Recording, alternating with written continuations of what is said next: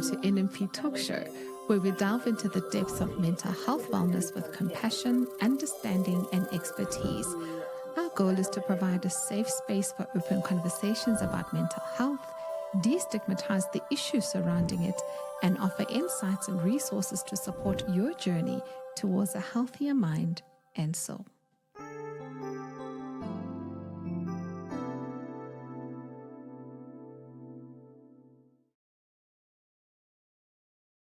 Welcome to a heartfelt episode of NMP Talk Show, where we dive into the, not often spoken stories about our relationships. And today we explore a universal yet uniquely challenging topic, sibling forgiveness. Why is forgiveness among siblings so hard? So today we want to explore this topic and see how we can, get assistance from professionals on how to win over this pandemic. We are honored to welcome a distinguished voice in mental health into our show, and this is Dr. Nicole. Dr. G, welcome to our talk show. Thank you very much for having me today. Oh, yes. Thank you for honoring our invitation. So, Doctor, just tell us a little bit about yourself before we jump into this discussion of ours. Oh, perfect. So, as a board certified psychiatrist, I actually specialize in helping people lose weight, specifically people who are on GLP-1, who don't want to fast, but actually want to use insulin resistant weight loss strategies to be able to achieve those weight loss goals. But the secret is everything is mental health. Helping people navigate those relationships that we're going to be talking about today is a key part of helping them be able to achieve those weight loss goals that they want, because they don't really realize how that actually impacts their ability to calm, soothe, and be able to get the goals, not just mental health goals and weight loss goals, but all those goals they have in their life. Oh, awesome. That's a beautiful introduction there. So now we know how to steer our conversation. Every now and then, maybe we'll talk about weight loss. Yeah. Which is the effect sometimes of the topic that we're talking about. So, Doc, let's jump into this topic. I want to start our conversation with a question to you. How does death of a parent commonly shift loyalties or power dynamics among siblings, and how can we recognize when those shifts are fueling conflict? Mm-hmm. And I think kind of breaking, because this is actually a quite complex question. I think really it starts off with, how does a parent passing, how does that affect each individual person, first of all? And really, I feel like your parents are like your first like life source. They're your first kind of connection to the world. Your parents' job is to keep you safe. And unfortunately, even as they age, no matter what age gap that parent has between you, 67, they're still viewed as that like protector. And losing that protector is devastating to anyone. And so when we think about grieving the loss of a parent, it's really grieving a part of ourself that's now passed. And how do we like take that thing that a parent represented to us and allow ourselves to kind of pull that internally to us to be able to calm, soothe, and heal? It's a whole new skill set. And then we add our relationship with, if we have another parent that's still living, plus the relationship with our siblings that get involved in that. And taking all those little pieces and trying to like meld them together and reform a person of who we are can be really challenging. I think this is what leads to the grieving process being so hard, is that it's a complete change in the person of who you are. Plus you're navigating that with someone else who's also going through a grieving process and trying to figure out what life looks like moving forward too. And I think this is what makes grieving so hard and can lead to all these little challenges that start to arrive, especially in relationships with those you love and care about so much. Oof, yeah. Now, death could be very challenging, and especially affecting a lot of things that are going right, in your life, and all of a sudden it comes and it destroys all of that. So, do we have any healthy ways to grieve as a family while we addressing these unresolved disagreements that we might have had, earlier when we caring for our sick loved one until their death? Now we were stressed and all of this. So, do you have anything that you can recommend, which is a healthy way of grieving? I think it is also interesting because I actually had a patient yesterday who I think was like a little sign of like this topic that we had coming up, who literally had this exact incident happen.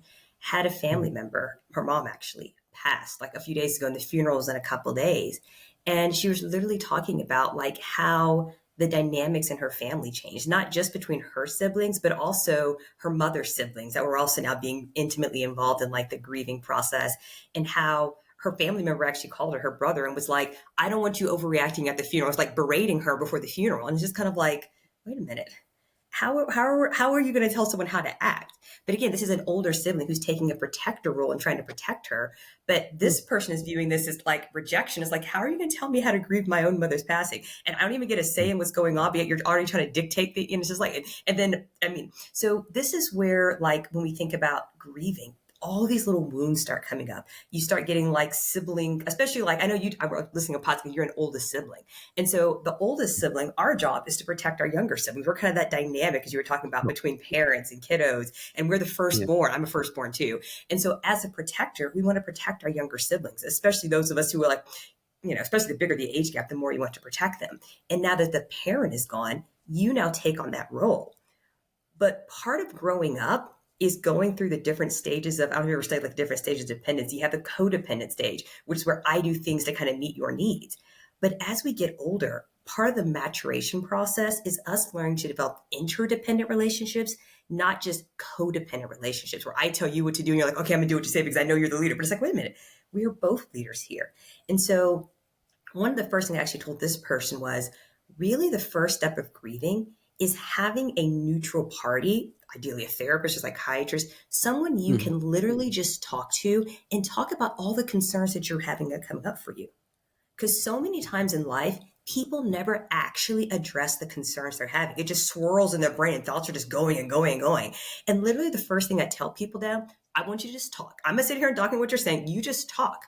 And then once everything is out, we're going to sit here and put problem one. We're going to list these out, not necessarily in order of most severe, but I want you to put on a piece of paper. We're going to do this right now. 1, 2, 3, 4, 5. What are the 5 things you're struggling with in this relationship right now? Because putting things on paper allows you to have clarity.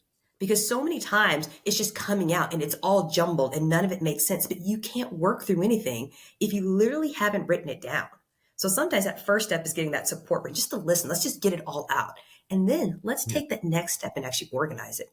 Because what I see happening is a mix of two. Sometimes people are doing catharsis where they're just talking and talking and talking, but talking only helps about this much. Yes, you feel good, like it's getting it off your chest, but then what? Now it's just all floating around. And this is where I hear people talk about therapy doesn't help, just makes me worse. Because yes, all you're doing is releasing it and bringing everything up, but then not moving on to the next step with it, working through it. And so catharsis is helpful talking about it, but now we need to help you organize this so that when you do have those difficult encounters with your family members, you have a game plan. You're not just feeling all this pain and being like, oh my gosh, I'm so mad at my brother right now because it's like, no. We have to be able to help you work through this pain and realize that anger is a protector. It's protecting from those deeper emotions that are coming up that you're just like struggling with and don't know how to deal with. And it's coming out as anger because you're pushing people away because you're trying to protect yourself. You know what I'm picking up from this discussion now is because of this element of anger, it will be difficult to have a constructive conversation with somebody else that you're angry with. So having a mediator most of the time helps, and like a psychiatrist like yourself, being there to mediate between the two of you could be helpful. And now, if it's anger, would you say maybe wait for some time until you cool down to talk to your sibling or to whoever you're not in terms with? And if that doesn't work out, then you get a mediator to come through and help you. What do you think? And so really it's about the dynamics of the two people. Because if person A is angry, but person B is calm, the calm person, just by being calm and being an observer of that person's anger, is enough for that person to feel safe and the anger to diffuse. Because people are almost considered to be like onions. That outer layer is anger, irritability, frustration, mad, and that's your protector. It's pushing people away because you don't feel safe. But if the person does not react to that anger that you're displaying, all of a sudden anger is able to fall away and you're like, oh, I'm actually feeling sad. And that person's able to meet you at that sad level. And all of a sudden you guys are able to have a more in-depth conversation. And so it really has to do with what's being met with what. If the anger person meets another person with anger and says, how dare you tell me that? Now nobody's listening. We're all just reacting to distressing emotions.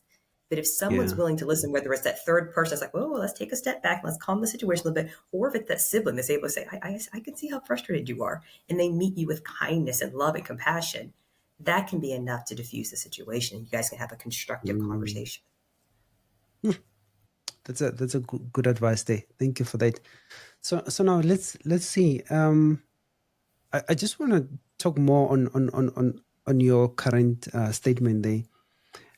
How could now siblings distinguish between grief-driven reaction like sadness, anger, and guilt, and patterns that that are perpetuating conflict? How can they distinguish it? And as soon as they can see that, then they will know how to de-escalate, the situation. And so I heard two questions. One, you were talking about like the emotions a person's feeling, anger, grief, sad, and I missed the second part of the question. So sadness, anger, and guilt. Mm-hmm. And so, one of the foundational things that I teach people is understanding and being able to understand themselves, because the better you understand yourself, the better you're able to understand the people you're interacting with. It actually reminds me of like I was with my family this weekend, and one of my cousins, these are like my dad's cousins, so it's like, anyway. And he looked at me and he was like, so I used to work for the military and I used to read all these people's bios. And how do you know when people are just like making stuff up and just lying to your face? And I looked at him and I was like, the way people interact is a game. And that's how I view it. If you can understand the rules of the game and understand why people are behaving the way they behave, you're able to take a step out of the game and observe what's going on. And all of a sudden, the game falls away and you just have the authentic person in front of you. Emotions are the same way. Once you're able to understand your own emotions, you're able to understand when you're feeling angry, when you're feeling frustrated, when you're feeling sad, when you're feeling grief, because you're able to do that internal work and understand that, you're suddenly able to not only step out of the game you play with yourself, but the game you're playing with other people. And so I consider emotions to be like learning how to read. Like literally, if you can't decode the alphabet, if you don't know the letter A and you can't sound out the letters, you can't even decode reading. And so you have to be able to read yourself and read other people so that when you get in these tense situations, you have a baseline set of skills to be able to help you navigate those situations. That's really what's needed, is the skill set. And sometimes we get in these very tense, stressful situations, parents passing, a sibling passing, and all of a sudden we haven't developed the foundational skills on how to calm and soothe and heal our own internal pain. And so it's just erupting into this like emotion fused thing where no one's listening and everyone's just reacting to other people's emotions. And that's where all this tension starts to build. And so it's really helping people at the foundational level of being able to understand their own experiences so they can step out of that distressing game and be able to have calm, present conversations with their people. Very, very informative. Thank you. And if you're joining on Telegram, welcome. And we're looking forward to your comments. And if you have any questions, please raise your hand there, and the doctor will be available to answer your questions or your comments, for that matter. Because this is a very touchy subject, about siblings. And although this works in both ways, not only just siblings, marriage, mates, and families, and colleagues, but today we're talking about siblings because siblings are the core of the communities, are the core of a family. If the mother and father have grown old and there come a time that they're not there anymore, we are there to, carry on with the name of the family, and also the culture or whatever, that we are known for, that the parents have built through the years. So if the siblings are not there together, that is being destroyed. So hence we're talking about this, and very touchy. So please, if you want to comment, please do so. Now back to you, Doc. we spoke about a lot of things that may cause, siblings to have tension. And one of the things that maybe we can also, elaborate further on is perceived favoritism or unresolved promises or different narratives that we might have. How could siblings navigate competing memories of the parents in regards to that? I think this is actually so. One of my favorite sayings about memories is the only thing. So the only I'm probably going to butcher it, but anyway, the Mhm. past only lives in our very imperfect memories. And so memory is very changeable. It's not the truth, but it's our truth.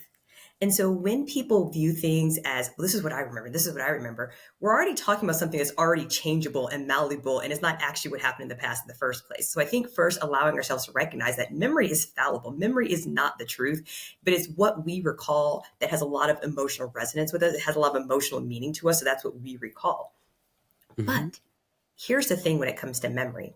Memory starts to trigger our own distressing emotions. But what we have to remember about our emotions is our emotions are based upon our own traumas of the past. And when it comes to our relationship with our parents, unfortunately, nothing is more traumatizing than the relationships we have with our parents. Because part of the trauma experience, and I don't mean like abusive relationships, traumas are just things that were distressing to us. I can remember my own like really distressing emotion regarding my own mother growing up, which as I processed it, I was like, oh my gosh, this is like my own emotions just like running wild. So growing up, my brother was an amazing gymnast, like top of the nation, like went to college and was number one gymnast in the US, like an amazing gymnast growing up. My sister, an amazing athlete. Me, I sucked. I couldn't do anything. So honestly, in my brain, what I remember growing up is I was at the gym all the time with them. So, I mean, when you're that level gym, you're training 5, 6 days a week. But as a person who was not athletic at all, I spent most of those years sitting next to my mother on the bench watching my siblings. And I'm like, why can't I do that? My thought was I wasn't good enough. So I have to Mhm. watch them be good because I'm not good enough to do any of that. And I'm so bad that my mother doesn't even watch me do like the bad stuff because I'm not good enough and I embarrass her. You have these two star siblings doing all these amazing things, winning all these amazing prizes, and then you have this one that can't do anything.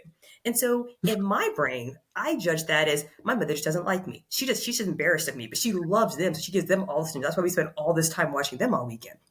That's my interpretation. Now, when I tell my Mhm. brother that, he's probably like, huh? That's what happened?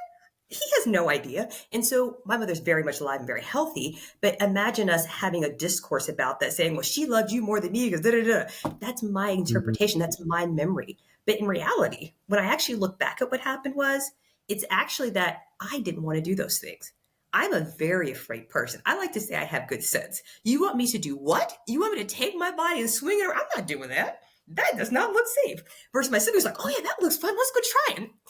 That's what Mhm. reality was happening. And I was like, I don't want to do that. My mother was like, you don't have to do it. You can come sit with me. That's really what happened. But that's not what my memory was telling me because I didn't remember all that until I really, really sat down and really processed it.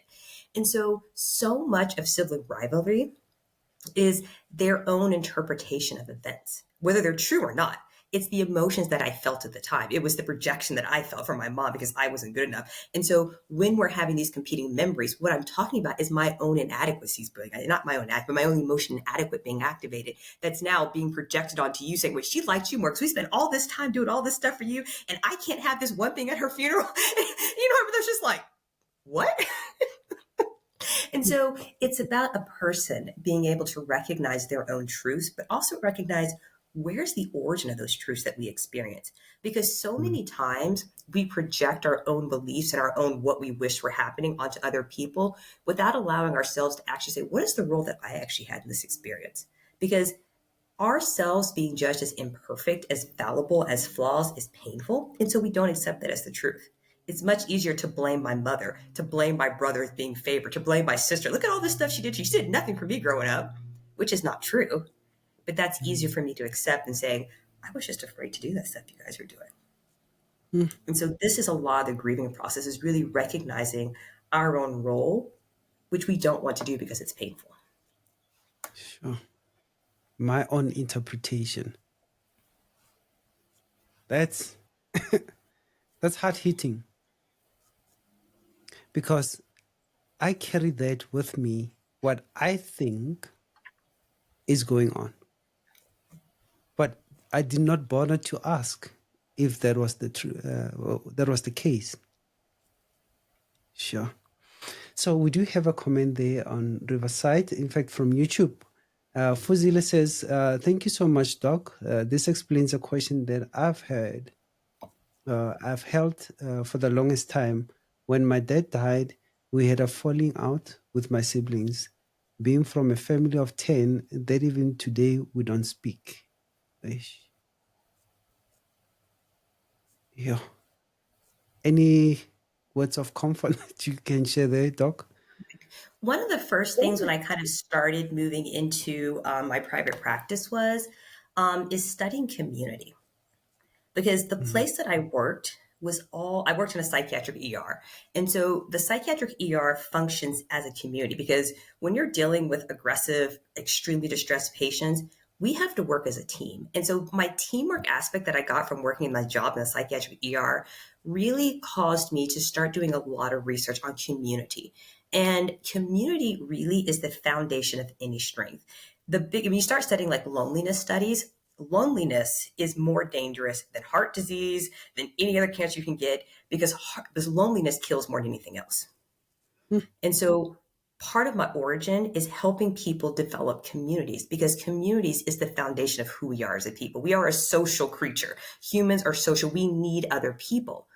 But unfortunately, our brains are also our biggest protector. And so we also, at the same time, while needing people, view them as dangerous and not safe. And so we pull away from them, which is to our own detriment. And so helping people reverse that is so important to me. When we talk about having multiple siblings, when we have this community that we pull away from, we're really losing a part of ourselves in that. And so that to me is like the most devastating thing.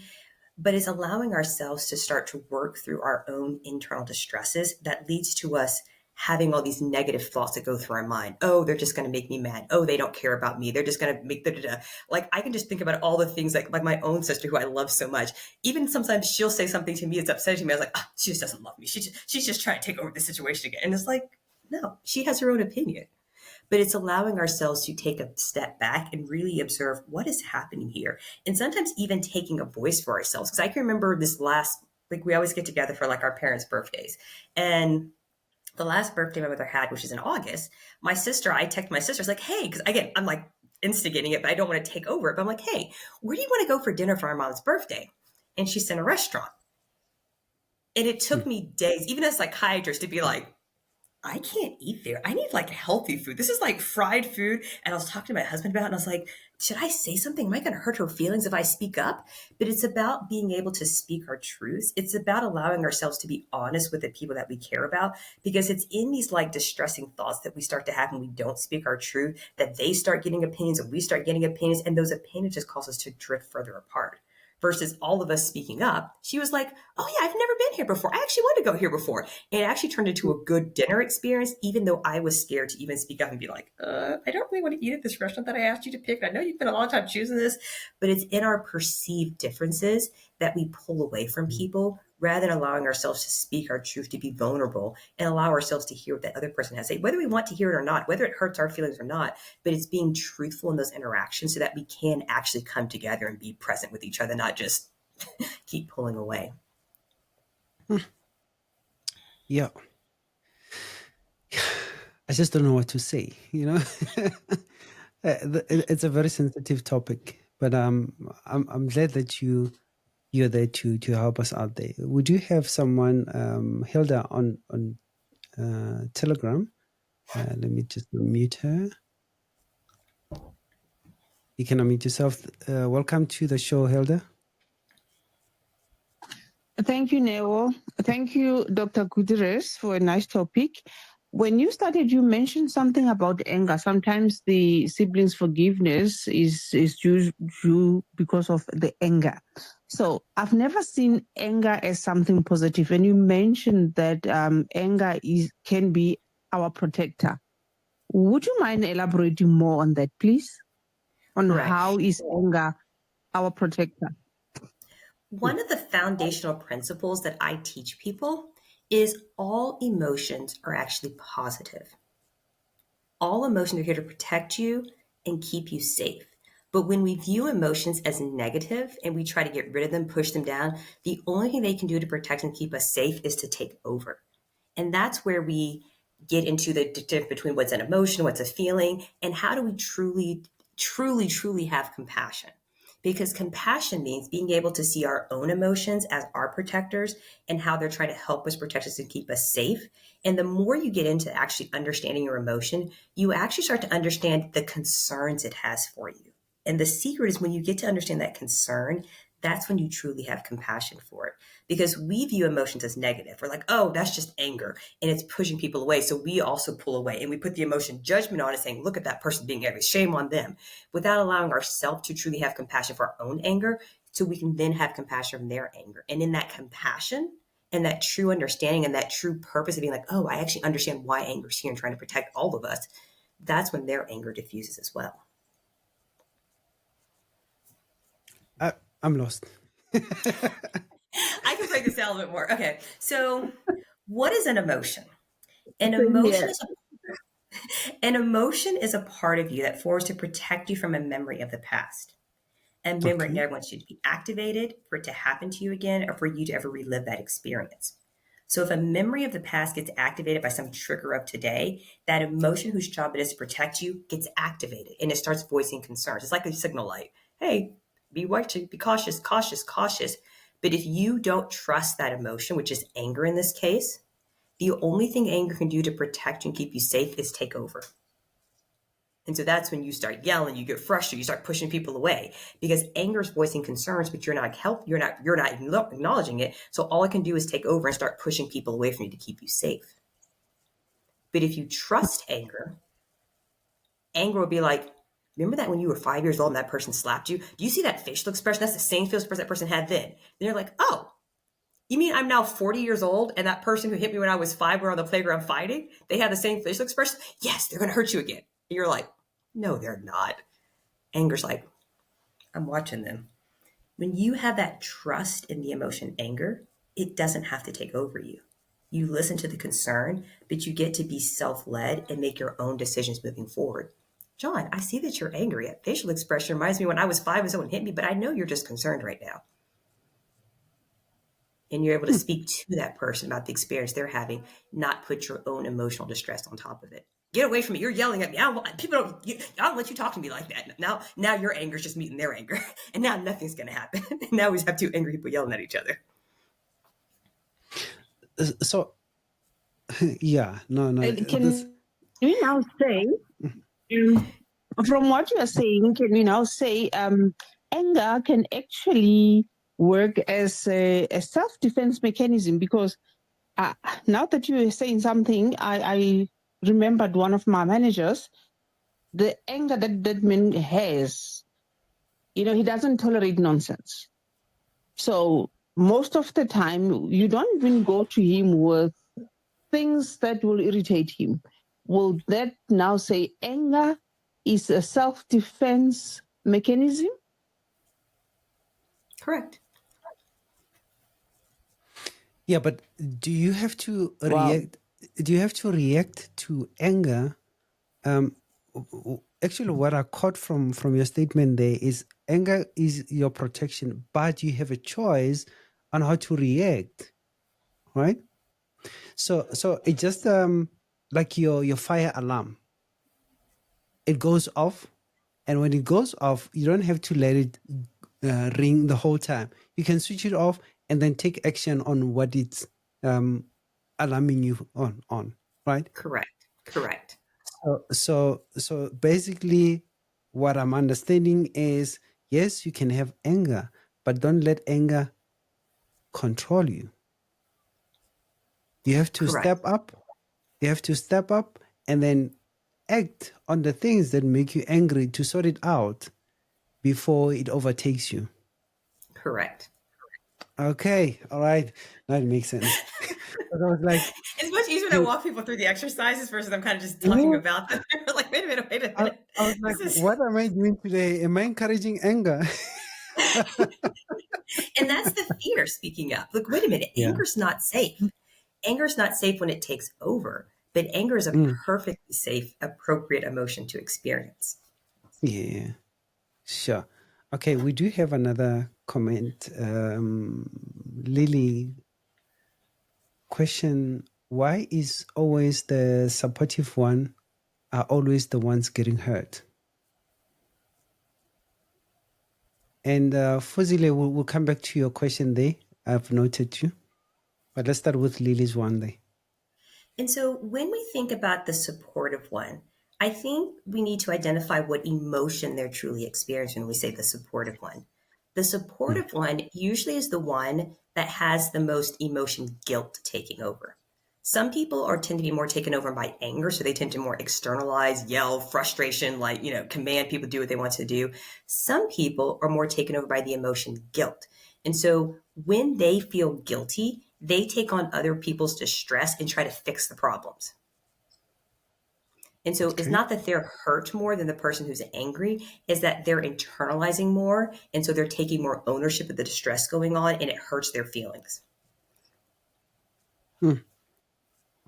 Lily, is your question answered? Hopefully it is. Yeah, no. So let's go back to Fuzile there. It says, now what happens if I have tried to reach out, but they don't want us to address the things that happened? Remember the first question about siblings of 10, now they're not talking. That happened in 2017, but there's still no way to resolve this. Correct. And I What think should I part do? of interdependence is knowing that each person has their own free will in the situation. You can Mm, only meet your 50% of the way, and it's up to the other person to meet their only 50% of the way. But in your ability to be present with their distress, it's also being accepting of them. If they want to work on their anger, I support you in that. If you also don't want to work on your anger, I accept you for that too. Working in the psychiatric ER, I don't know how many people I dealt with who were like angry and frustrated. And I just look at them and be like, I know you don't want to be here. I technically don't mm, want you to be here too, but your actions, unfortunately, do not allow me to discharge you. And so it's just being honest with them and saying, I accept that you're frustrated. I get it. And I don't expect you to be happy with this situation. I don't expect you to want to be, but my job is to keep you safe and get you home as quickly as possible. It's not going to be the route you want it to be, but it's going to be the best way that we can based upon the circumstances that we're both dealing with right now. And so, but it's me accepting their reality. It's you being able to accept that you can't change who they are. You can't make them work on things, but you can accept them for where they are and love them for where they are and be okay with that. And that's the goal. It's helping you understand what distress that starts to activate within you so you can begin to solve that. And maybe that looks like every birthday you reach out and say, hey, brother, I love you. I just want to check in and say hi with you. It's okay if you don't want to talk, but I just want to say I love you. And maybe that's all they can accept from you right now. But mm, it's being okay knowing that you can only meet them halfway. But part of that interdependent relationship that we try to develop with ourselves and other people is being okay with them being where they are mm. and not trying to change them. I want to add to your comment there. If you continue doing what is right, it helps you. In the long run, it might help the other person, but for you, sleeping at night, knowing that you did what you're supposed to be doing, that is right, gives you a peace of mind. So even if they're not responding to you, but you've done your part, and if a second person or third person comes and judges the situation, they will say, "Okay, you've done all you have to do, all you had to do, which is right, and we don't see any fault on you, but we see a fault on the other side, and the other side needs to be helped." So that's what I always tell people. If things are happening in your life and you don't like them, let them not change who you are. You are the person that you are because of the experience that you've gathered throughout the years, and that has made you a well-rounded person. Don't let another person come and change who you are. If you are known for being a good person, continue being a good person. If you're known on taking on people, even though they don't want you to check on them, send them a message. It's fine, to make sure that they know that you're thinking about them and you still love them. And that action will also diffuse, the fire that might be boiling in them. So yeah, that was my 5 cent worth. Not a professional though. Okay, we do have another comment from Sedi there. How can I deal with forgiving when there's no apology? I think this. Okay, let me read the whole thing. When there's no apology, how can I apologize when I don't know what I'm being punished for? I can tell that there's breakage in the relationship, but I don't know why. I'm concluding that I did something wrong, but I don't know but I don't know how to make amends. Yeah. What I would normally ask someone who proposed this question to me would be, really, it starts off with identifying the emotions you're experiencing. Is it the emotion frustration? Is it the emotion scared? Is it the emotion alone? Is it the emotion? What are the emotions that you start to experience when you're reaching out to someone who's not really reciprocating, and allowing yourself to really calm those distressing emotions you're feeling within yourself? Because when you're able to do that, it actually allows you to have more understanding of what's going on with them. And then when you have more understanding what's going on with them, because you have more compassion for yourself, you also then are able to reflect that compassion back to them. Hopefully, Sedi, you got your answer there, right? But if not, you can always post and then we'll read the question. Now, maybe a question from my side. What practical steps can siblings take to honor the parents' legacy together? For example, if you like that one, eh? Yeah, especially, about memorial decisions, while also setting boundaries that prevent old wounds from resurfacing. I think like traditions are so important to continue on. And so, one, what are some family traditions you guys can either continue on or establish new, especially after a parent has passed? Can you all do some traditions around the holidays? Can you do some traditions around their birthday or special dates for them? One thing that I've always loved hearing is like the plate. There's probably a name for that. I can't think of the name of it right now. But like, for instance, if it's Christmas and your mom who passed I love mac and cheese. So let's talk about macaroni and cheese. Macaroni and cheese. Can you all prepare as a normal dish every holiday coming up this person's favorite meal? Can you also provide them a plate at the table, even though they're not here anymore, as a conversation piece, as a memorial to this person? So everyone gets a chance to kind of talk about this person. They're not just kind of in the background, but they're bringing to the forefront. So you guys really get to engage and talk about and bring up the memories of this person who meant so much to everyone that's no longer with you. I think allowing people to truly bring memories of the past, the ones that passed, into the forefront of holidays and into the forefronts of like important celebrations, I think is a really important like grieving point for everyone. The other thing you had asked was conflict. What was the second part of the question? I'm sorry. Yeah. What did I ask now? Practical steps to honor the parents' legacy. Yeah. While you're not, resurfacing old wounds. So how you have to arrange all of these things, talk about them, and but you careful that you don't want to resurface old wounds that maybe are trying to heal from. Certainly. And I think that just goes back to really understanding, do you know what are kind of touchy subjects for your sibling or an aunt or someone that's really grieving the passing of this person everyone loved, and allowing everyone to not necessarily walk on eggshells around it, but just allow everyone to have sympathy for that person and be like, we really don't want to talk about this subject, and will everyone just honor us and not bringing this up as we're kind of sharing this day together. And I think just being honest and forthcoming with everyone to set boundaries about this is what we want to talk about, this is what we don't want to talk about, so everyone can make that choice to say, okay, I decide to do this, I will honor this person in this way, so that we can all come together in a family unit and really kind of enjoy each other's company and celebrate, the passing of whomever we were here to honor as well. Right. Yeah, let's move forward. I think we need the whole half a day if not the whole day, to talk about this issue, because there's a lot of questions that people would have, regarding how to solve issues. They have personal issues as well, that they might ask for your, suggestions, and also how to deal with them. But because of the limited time that we have, we just, shrink it down. So, how should families handle contentious issues like inheritance, caregiving responsibilities, funeral, arrangements, in a way that minimizes resentment and support forgiveness? I think first, especially if we're talking, let's talk about parents. I think that's kind of an easier one to talk about.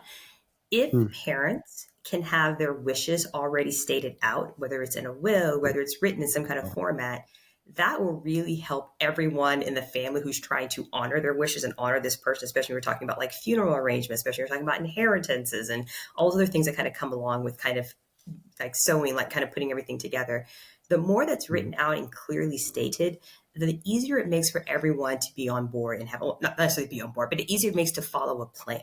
Because now we're not taking, well, John wants to do this and Mary wants to do this and our aunt wants to do this. You're not taking other people's opinions and trying to meld them into one. So that's the first thing. If people can kind of do pre-death planning, I think that will make everyone's life that's following this much easier. When there's not a plan in place like that, I think this is where things become more difficult. I mean, you have in America, we have like laws about, one is their paperwork, who's the power of attorney. So that person's going to come first. Also, there's also an order of like legally regarding like, is there a spouse, and is the children, and so there's an order of like who gets say regarding like legal, all that kind of stuff in America.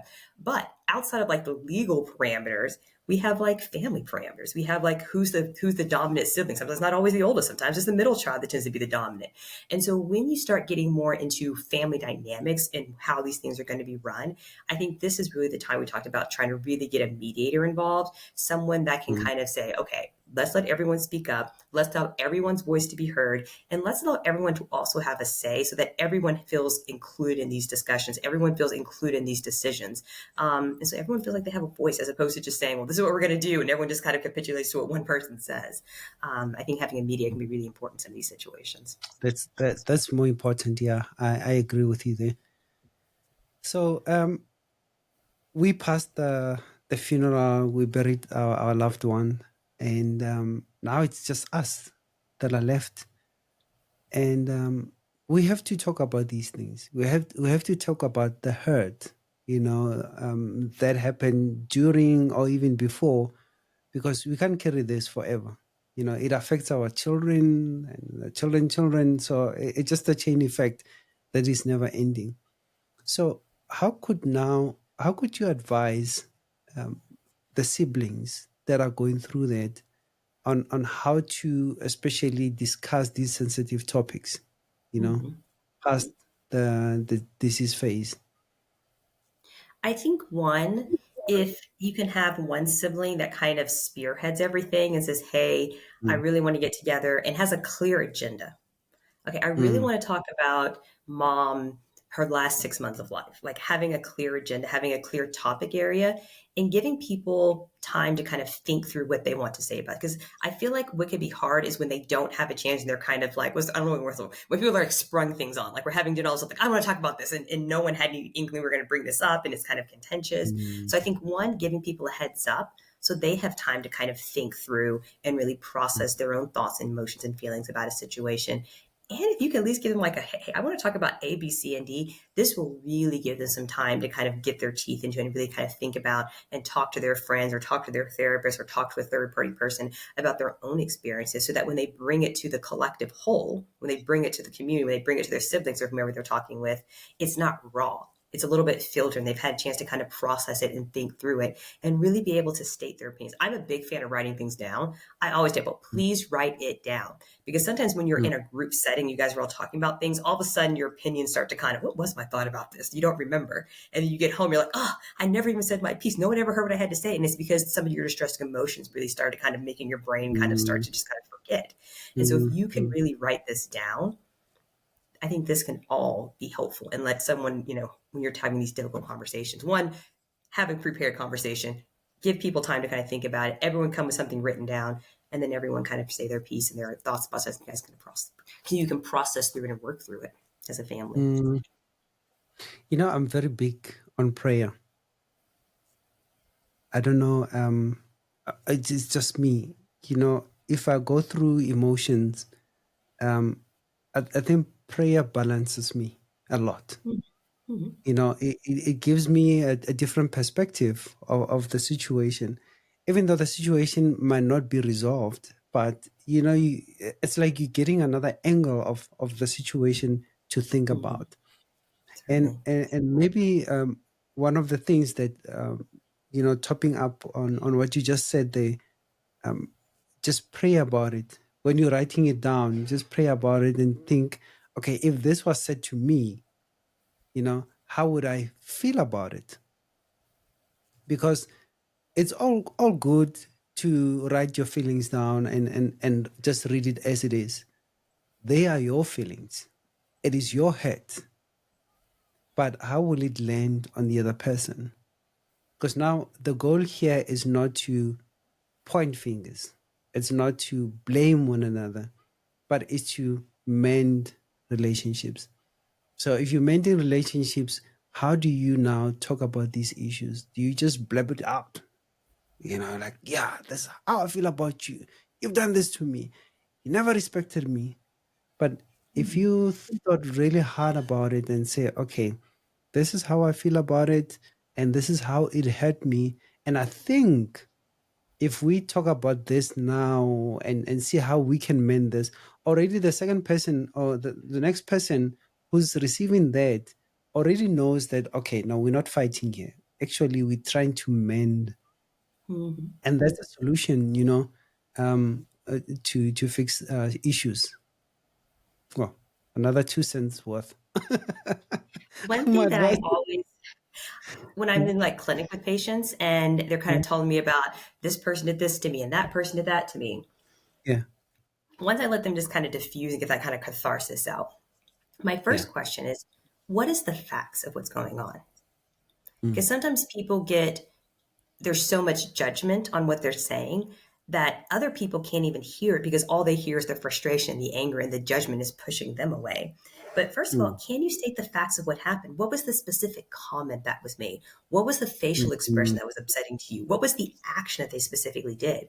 Because we mm, should be focusing on, you should, I don't like that word, but anyway, what are the facts? And when you can nail it down to the facts, then you can say, when you said this made me feel X sort of way. And now we have a discussion. It's not a blame mm, fest. It's not a you did this and you did that. It's this is what the action you said. You told me this. And then I felt really frustrated hearing you say that. That's so true. Okay. We have sat down as siblings, tried to talk through the situation, but we're not getting there. We're not getting through to each other. So when forgiveness feels out of reach due to the weight of the loss, what interim goals are realistic? Like respectful, coexistence during memorials, or whenever we meet somewhere, wherever we meet. What can we do? And I think this really has to do with what is the goals that everyone has for themselves. When Mm, sibling A views the continued relationship after the death of a parent, for instance, what do they imagine this relationship starts to look like? And then once you can imagine what that goal is for your relationship, then I think you can start to take steps to start to mend it. So, yes, you guys might be at an impasse today, but is this where you want the relationship to be? Or do you imagine yourself having a close, continued relationship with your sibling 4, 5, 10, 15 years down the road? And so I always think that goal that you have for yourself is really, really important. And you continuously allow yourself to take steps to try to get to that goal that you have for yourself versus saying, well, this is how it's always going to be. I mean, if that's what you want, that's fine. But most people don't want that for themselves or for their children or their grandchildren as they want these family units to stay together. So I think really focusing on that future goal you have for yourself and allowing yourself at every interaction, how can I further reach this goal that we have for ourselves? mm. Being siblings, Dr. Nicole, it's such a blessing. It's not something to be undermined. It's a blessing. And this is what I found when I was doing some research. It says siblings share a long, intimate history, battles, betrayals, rivalries, and moments of care. And that depth can make hurt feeling personal and enduring. And then we often rely on siblings for lifelong labels like big sister, troublemaker, or peacemaker, you know? And when those roles are violated, it disrupts foundational beliefs about the family. But now, there's some stats that are also found, and those are shocking stats, right? And I want to share with everyone here. It says here data from 2023 Social Health Survey indicated that 47% of adults who pursued reconciliation with a sibling reported improved mental health outcomes, including reduced anxiety and better sleep after facilitated dialogue. And we're coming back to what you just said, that you need somebody to mediate, because obviously the two of you were not able to come together and reconcile. But if there is somebody to mediate, and it helps you. Now imagine when that has been resolved, the sleep that you get, the mental health wellness that you go through, you look at life positively. Mm-hmm. Things are not crumbling on the sides, but because you were able to achieve that goal, it's such a profound thing. And I thought this could be helpful to our audience. Do all you can, to make amends, or get a mediator, to help you come together as a family. I mean, you grew up together. Like I said, you've built memories, and those memories can never be taken away from you. So would you rather lose those memories, dump them, or shelve them as unimportant? Or would you like to relive those moments in your lifetime? Yeah. Doc? I'm not Oh, I trying mean, to... I always just think about like when you're on your last day, Yeah. what do you ask for? People want to see the people they care the most about. You want those last memories to Mm, be with your family. And if you mm, have this fractured relationship that has never been mended, nothing is mm, sadder. Nothing is more heartfelt than not having those people you love with you that very last day of your life. Because that's what this yeah, is all about. It's about mm, having those relationships that mean so much to you at the end of the day. And so what matters? The people you love. Nothing else matters more than that. So yeah, that's true. Doc, can you believe that we're almost running out of time? yeah, there's already 54 minutes. No, I can't. Wow. We're only left with 3 minutes. I cannot believe it. But yeah, this has been a captivating, discussion that we just had. And there's some few takeaways that maybe I can share with everyone here. I've got them down here. Let me get them quickly. I just had them now. Yeah. Start small. Initiate boundary aligned, honest conversation at a time when both can listen. Name the hurt and the impact, then outline concrete steps of rebuilding trust, which is good then, right? Not only are you pointing fingers, but you outlining steps that we can mend our ways. Consider mediation or therapy if conversations stall. Professional guidance can help and offer structure and safety. So you need to prioritize your well-being. Forgiveness is a process and not a single event, and it often benefits from patience and self-compassion. So those are the takeaways that we can take from the show. I guess there's a lot more that we can take from the show, and I really think thinking about these things can be helpful. But in any case, thank you for joining us on this candid exploration of the sibling forgiveness. And we delved into why the hurt runs deep, especially between siblings. We shared practical steps on to start healing. And we also had Dr. Nicole there about compassion, real world approaches to move forward. So let's think about those things and prayerfully think how we can, mend our ways. If you're watching live, reflect on one action you want to take this week to support reconciliation with a sibling. Write it down. And if you're viewing later, share your next step in the comments and we'll bring them up onto our ongoing discussion. So stay connected with us for more conversation and relationships, mental health, and the healing. Oh, sorry. Yeah, that's a mouthful. Until next time, take care of yourself and take care of your siblings. They are the only siblings that you have in this world. Love them like you love yourself.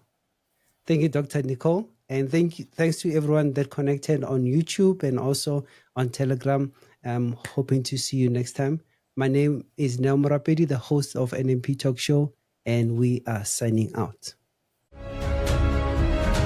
You need internet?